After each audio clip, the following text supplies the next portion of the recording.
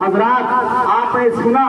جب ارزق کے چاروں بیٹوں کو امام قاسم نے موت کی نیند سلا دی اور اس کے گھمنڈ کو مٹی میں ملا دیا، خاک میں ملا دیا، تو اب وہی ارزق جو امام قاسم سے مقابلے کے لیے اپنی توہین سمجھتا تھا اب امام قاسم سے لڑنے کے لیے بے قرار ہو جاتا ہے اور غیظ و غضب کے عالم میں شیر کی طرح دہاڑتا ہوا، ہاتھی کی طرح چنگاڑتا ہوا امام قاسم کے سامنے ارزق آ جاتا ہے۔ اور آنے کے بعد ارزق نے کہا تھا او لڑکے تیار ہو جا، موت تیرے سامنے کھڑی ہوئی ہے۔ امام قاسم نے جب اتنا سنا تھا تو کہا او ارزق کان کھول کر سن لے، اپنے ہوش کا علاج کرا، ارے تو اوروں کی نگاہ میں طاقت کا پہاڑ ہوگا، تو نہیں جانتا حیدر کرار کے شیروں کو ہم ہاشمی شیر ہیں، ہمارے جسموں میں ہمارے رگوں میں حیدر کرار کا خون دوڑتا ہے۔ اے ارزق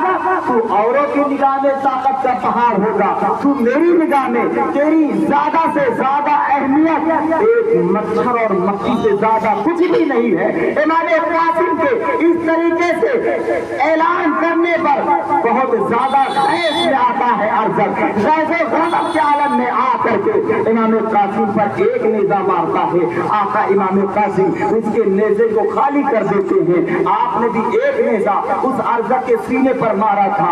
اس ظالم ارزق نے بھی امام قاسم کے نیزے کو خالی کر دیا۔ ایک دوسرے دونوں نیزہ بازی کرتے رہے، تھوڑی دیر نیزہ بازی ہوتی رہی، اس کے بعد ارزق نے اپنے تلوار کو میان سے نکال لیا تھا۔ جیسے ارزق نے اپنے تلوار کو میان سے نکالنا تھا، آقا امام قاسم بھی اپنے تلوار کو فضا میں لہراتے ہیں۔ جیسے ارزق نے امام قاسم کے ہاتھ میں تلوار دیکھا تو پکار اٹھا اے قاسم یہ تلوار تمہارے ہاتھ میں کیسے آئی؟ یہ تو میرے بڑے بیٹے کی تلوار ہے، تمہارے پاس کہاں سے آ گئی؟ امام قاسم تبسم کے ساتھ مسکراتے ہوئے ارشاد فرماتے ہیں اے ارزق یاد رکھ لے،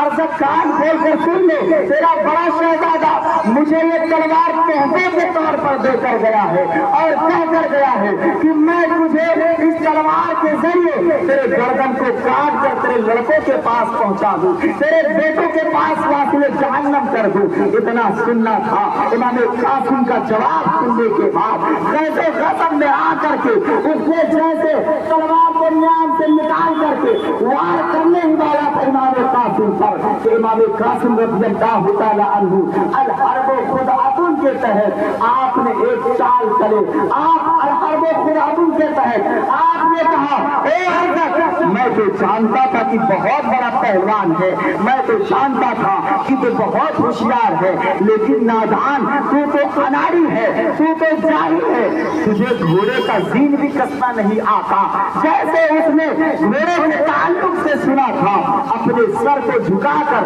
اپنے گھوڑے کی زین کو صحیح کرنے کی کوشش کرنے لگا کہ فوراً امام قاسم نے اس کے گردن پر ایسا تلوار چلایا تھا، ایسا بھرپور وار کیا تھا کہ فوراً اس کا گردن کٹ کر زمین پر ٹوٹنے میں پڑ جایا کرتا۔